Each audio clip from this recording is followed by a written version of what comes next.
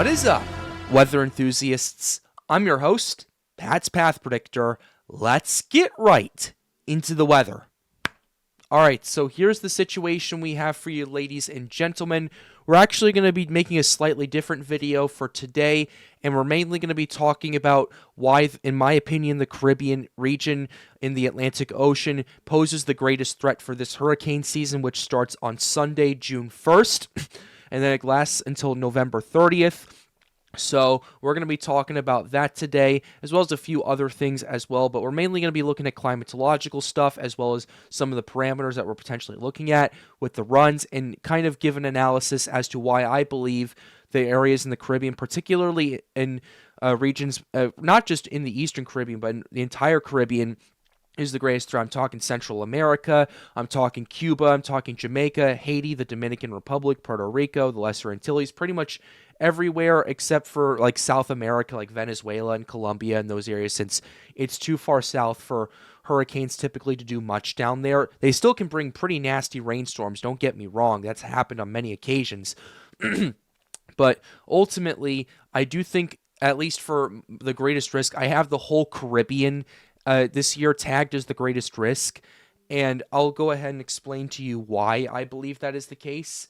But before we do that, I do want to do a brief update on Tropical Storm Alvin, since that's been named. I'm going to briefly talk about this for a couple of minutes, go over the public advisory, just kind of get into the groove of things right here. At 8 a.m.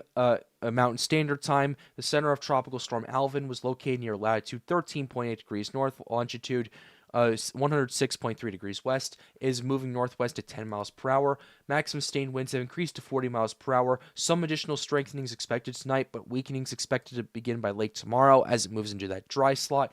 Tropical storm force winds extend outward 45 miles from the center. Minimum central pressure is 1,005 millibars. So let's go ahead and look at this discussion real quickly. It is expected to strengthen, according to the National Hurricane Center, up to a 60-mile-per-hour tropical storm at this current point in the next 24 hours, before starting to weaken due to the dry air and wind shear starting to tear apart, and they kind of discussed this a little bit. Alvin should continue to strengthen today, within a favorable environment of warm sea surface temperatures and low wind shear for about 24 hours. The NHC peak intensity remains at 50 knots, which is near the high end of the model guidance. Weakening is expected to begin tomorrow as the storm moves into progressively higher shear and a drier environment with cooler SSTs. There is a high confidence that the system will weaken to a remnant low before it nears the Baja California Peninsula. So that is some good news. We're not going to be seeing much of a landfall with Alvin or anything like that. Thankfully, it is something we're going to still continue to pay attention to and continue to keep tabs on. But I briefly wanted to go over that from the National Hurricane Center before we dive into the juicy stuff with the Caribbean and all of that stuff over there. So here's the situation that we have. Let's go ahead and kind of do a quick analysis as to what I'm potentially looking at. We're going to start with the water sea surface temperatures, the global sea surface temperatures, and kind of talk about them for a little bit. So here's what we have going on. Right now, across much of the Caribbean, we're seeing 28 plus degrees Celsius waters. Like you can see it right here. I'm kind of circling it with my cursor right here. 28 plus degrees Celsius waters, which for those of you tuning in from the United States and Puerto Rico, is about 82 degrees Fahrenheit. You have some 26 degrees Celsius waters, like 26 degrees Celsius waters off the coast of Venezuela and Colombia over here, which in U.S. terms, that is about 79 degrees Fahrenheit right there. Still plenty of warm for tropical development. And then you're seeing these isolated 30 plus degrees Celsius waters along Florida, the Bahamas, around Cuba. Expect those to increase considerably as hurricane season goes on. I'm already starting to see pretty noticeable changes around Cuba of the water temperature really warming up. So those are global sea surface temperatures right there, just to kind of show you that already what we're looking at is a pretty primed environment right here for pretty significant tropical development. Now, granted, this is just global sea surface temperatures. We're not looking at the other stuff yet. And the reason we don't really have a lot of tropical cyclones in June is because of the wind shear and the dry air and all of that stuff, which we'll get to a little bit later.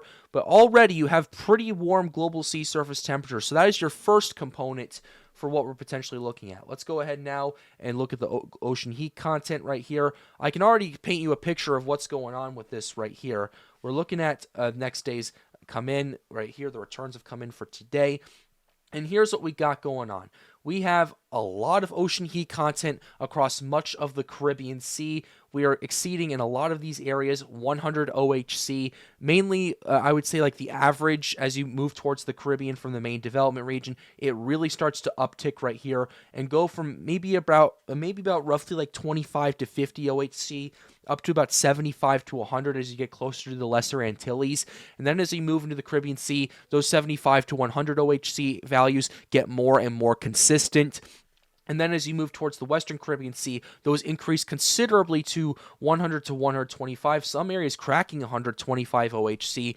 Essentially, what ocean heat content is how hot the water is and how deep down that hot water essentially is. And that's essentially, like I've said, like a broken record. It's essentially your fuel tank for how much fuel these hurricanes have to extract more moisture, extract more evaporation, all of that stuff to intensify at a pretty quick rate.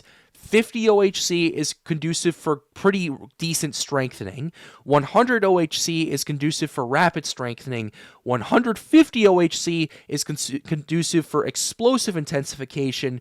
And anything higher than that, you have a lot of off-the-chart stuff like you did last year. And speaking of last year, I do want to compare real quickly, do a little comparison to May of last year to kind of show you how this has evolved real quickly. This is May of last year. We're going to go ahead and go to May 29th, 2024. Here's what we had May 29th, 2024. A lot higher OHC. You had a 150 to 175 blob off the coast of Jamaica right here. And a lot of 125 to 150 OHCs, even in parts of the Eastern Caribbean as well, which was rather unheard of for this time of year last year. Why was this? Well, this was because in 2023, you didn't have any major systems move through this part of the Caribbean Sea right here, with the exception of Hurricane Idalia, which kind of tapped into the extreme northwestern Caribbean Sea before moving into the Gulf of Mexico and making landfall in the Florida Big Bend region. Other than that, you didn't really have any major systems move into that region of the Atlantic. Why? Well, you had a weaker than average Bermuda high that was causing all the major systems to move out of away from the Caribbean and out to sea. Yes, it was an active hurricane season, but a lot of those systems moved out to land, moved away from land and out to sea, which was some pretty good news. But ultimately, what that did was it left this huge amount of water and this huge amount of OHC pretty much untapped, and it was pretty much primed and ready from the get-go for this for the 2024 hurricane season. That's why when you had stuff like Beryl move through, it was as powerful as it was because of that extreme amount of OHC that we saw right there. You also had other hurricanes like Helene, you had Milton, you had Francine, you had a bunch of other systems as well move through the Caribbean. And what those hurricanes did, yes, they caused a lot of destruction, a lot of damage, but what they also did was they cooled the water temperatures and they cooled and reduced the amount of OHC over there. And to the point where by the time we got to this year, which is 2025, right here, what we got right here is a much more kind of 2023-esque starting SST temperatures. Basically, what we're going to be seeing here is the OHC is already still pretty good for the month of May and going into June, but you're going to see that OHC gradually and then rapidly increase as June, July, August come around. And then that's when you're going to start seeing your 150 OHCs, your 175 OHCs. You're going to likely see a lot of these areas that really get maxed out as more water temperature continues to increase. So that's the situation that we're dealing with right here in terms of global sea surface temperatures. Looking at the wind shear, we can show you both the current and forecasted wind shear. Right here, here's the wind shear pattern. This is nothing atypical. This is why you don't have hurricanes exploding in the month of June. Yes, I know Beryl happened, but Beryl happened. That was June, July. That was hopefully a one-time thing. We don't need to deal with that again. But ultimately, you do have this pretty strong wind shear. Large areas of 40-plus knots of wind shear actually no, 30 plus knots of wind shear is what's inhibiting tropical development. Yes, you are seeing weaker wind shear than yesterday right now, but hey, wind shear like this is going to fluctuate pretty much on a daily basis. What I'm looking for is a climatological pattern and the anomalies that I'm looking at with the wind shear. And let's go ahead and look at that with the forecast real quickly with the GFS. That's probably the best one that we could probably use. Let's go ahead and go to upper dynamics and wind shear anomalies just to kind of show you this. This is the 12Z GFS, by the way. So I'm not showing this to push a narrative or anything like that. I'm just showing this to show you the short-term forecast, and then we'll use climate models to show you the long-term forecast with the wind shear. So ultimately what you have is a little bit stronger than average wind shear forecasted for the month of June, for the first couple of weeks of June. Then you have weaker than average shear forecasted for at least the western part of the Caribbean as you continue to get towards the second week of June. So those are some features that we're going to want to pay attention to and see how this is ultimately going to evolve. So now let's go ahead and go to the climate model. We can use the CFS. Real quickly, here's what we're looking at for the month of June right here. The month of June is pretty interesting for the CFS.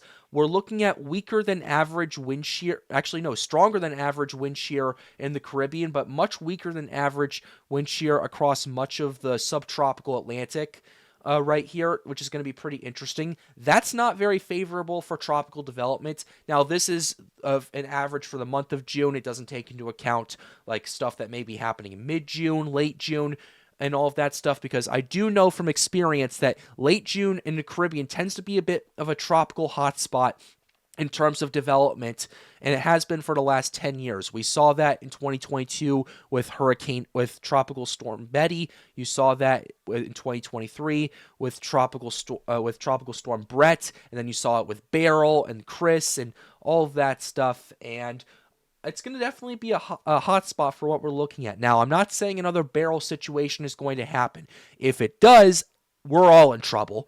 But I don't think it's really going to happen at this current point. But if you look at July, this is when things get more interesting, and this is when things get you're going to want to pay more attention, because this is when things do get a bit more frisky right here.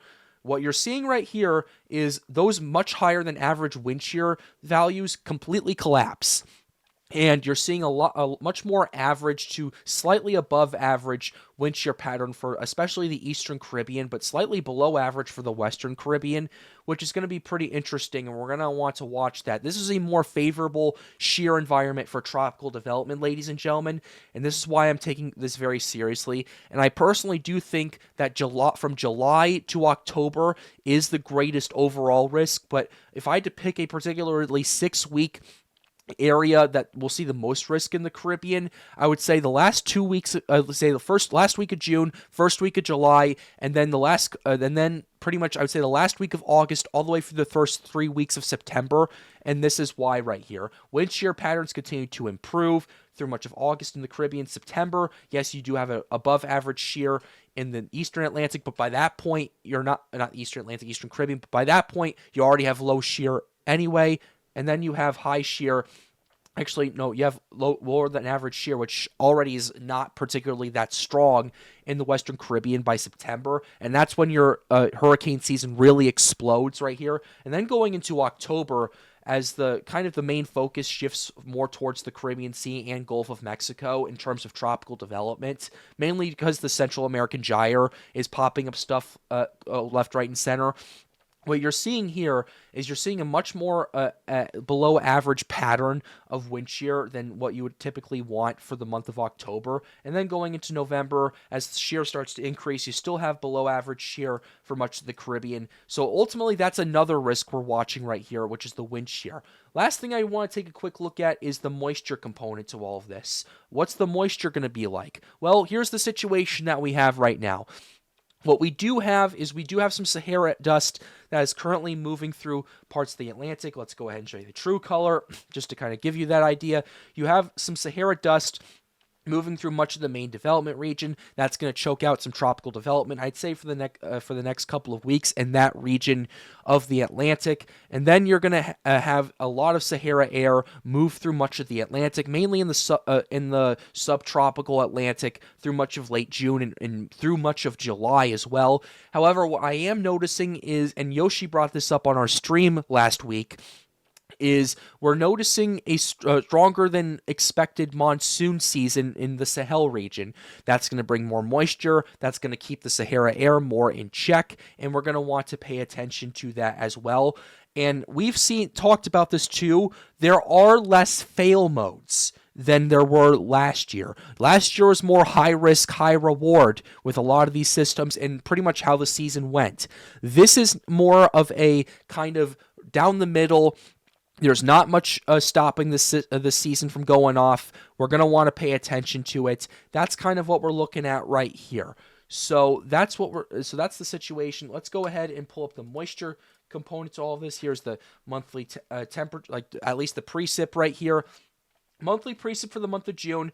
To be expected, you're not going to see as much in the main development region, mainly because of the Sahara air, but you're seeing a lot of moisture across much of the Caribbean Sea, and that's kind of raising red flags for me because that means a more moist environment, and that means a better environment for tropical cyclones. July is a bit more iffy. There's more noise, according to the CFS. August is a bit more shifts to a bit more of a drier than average setup. September's a drier than average setup. We're going to want to pay attention to that as well. October's still a bit drier than average. Then November, you're seeing more moisture and all of that, but that's kind of just one run. Let's go ahead and show you the CANSIPs because we do have a bit different of a different outlook compared to the rest of it. Here's what we have going on for June. The June precip for much of the CANSIPs for much of the Caribbean is showing a more moist than average environment. That's pretty favorable for tropical development, and this is the type of situation we had last year with Beryl happening in late June. Not saying it's going to happen again. That was last year. I hope it doesn't happen again.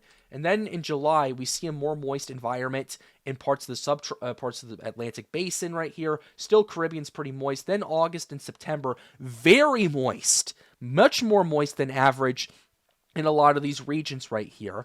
That's kind of just showing you the differences we're seeing from the CANSIPs and the CFS right here. Looking at the NMME, kind of more noisy than the rest of them. You're not seeing a more consistent pattern, so the models are pretty split on that. But they're also paying attention to as well the kind of the Azores and Bermuda High, and I do want to show you this real quickly. Here's what we have for June.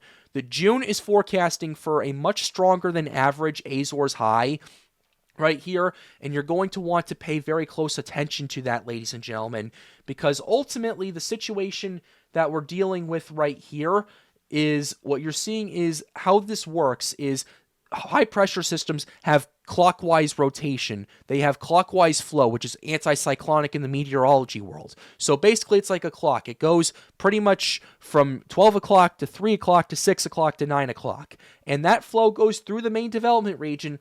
And because of how strong this pressure is, it drives more tropical waves and it drives more tropical cyclone potential into the Caribbean Sea. That's why I believe that they're at the highest risk this year. That's the main reason, because looking at this, yes, starting going into July, does start to weaken more than average a little bit as the Azores High transitions to the Bermuda High right here. But you are seeing that flow moving towards the Caribbean Sea, and you're seeing more of that. Yes, this does weaken quite a bit below average right there, which could help allow for more cyclones to stay out to sea, or if they do develop, push more towards the Gulf of Mexico or the East Coast. But ultimately, that's the situation that we are dealing with right here for the Caribbean Sea, and that is why, in my opinion, they're at greatest risk for this hurricane season. This is something we're going to want to pay attention to. If you're in the Caribbean countries, you're going to want to prepare adequately. We're going to continue to update you here on the Pat's Path Predictor channel. and we'll continue to update you as more data and information comes out. Next time, we're going to be talking about more the Gulf Coast. For those of you tuning in from the United States, we're going to be talking overall about the Gulf Coast and why I believe they're the greatest risk in the United States. And then we're going to shift our focus to a few other things, and then we'll see how the tropics pan out. But in the meantime, be sure to leave a like and subscribe to the channel if you are new. The goal, as always, is to get more people engaged with weather. If you want to come hang out with us at Storms United, you want to help us out in our tropical team, or you just want to chill, ask questions, do all that stuff, be sure to join the Storms United Discord server. The link to that is in the end screen. But with that being said, have a wonderful day, guys. Stay safe.